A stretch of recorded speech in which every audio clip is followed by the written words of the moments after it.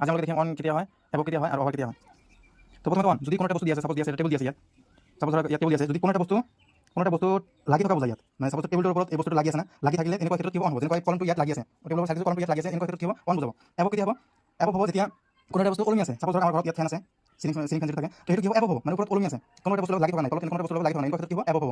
আৰু অভাৰ কেতিয়া হ'ব, সাপোজ ধৰক এটা প্লেন আছে ওপৰত, মানে কিবা এটা উৰি আছে, এব হ'ব, তেনেকুৱা মানে ওলমি আছে ঠিকে, লাগি থকা নাই, তলত কিবা এটা বস্তু লাগি থকা নাই, কিন্তু ওপৰত মুভিং হৈ থাকিব লাগিব, বস্তুটো মুভিং হৈ থাকিব লাগিব, তেনেকুৱা ক্ষেত্ৰত অভাৰ হ'ব। যেনেকুৱা এক নম্বৰত the plane flies dash the house. তো প্লেন কি উৰি আছে, ওপৰত আকাশত উৰি আছে, প্লেনটো আকাশত উৰি আছে, কিন্তু তলত লাগি থকা নাই, কিন্তু বস্তু মুভিং, প্লেন কি মুভিং হৈ আছে, মুভিং হৈছে, এনেকুৱা ক্ষেত্ৰত কি হ'ব, অভাৰ হ'ব।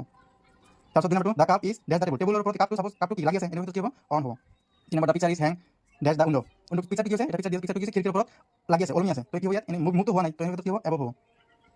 The bird is flying dash the tree, তো বাৰ্ড চৰাইবোৰ কি আছে, চৰাইবোৰ উৰি আছে, এটা গছ আছে, গছৰ ওপৰত উৰি আছে, তো লাগি থকা নাই, মুভিং হৈ আছে, ফ্লাইং মুভিং হৈ আছে, তেনেকুৱা কি হ'ব, অভাৰ হ'ব।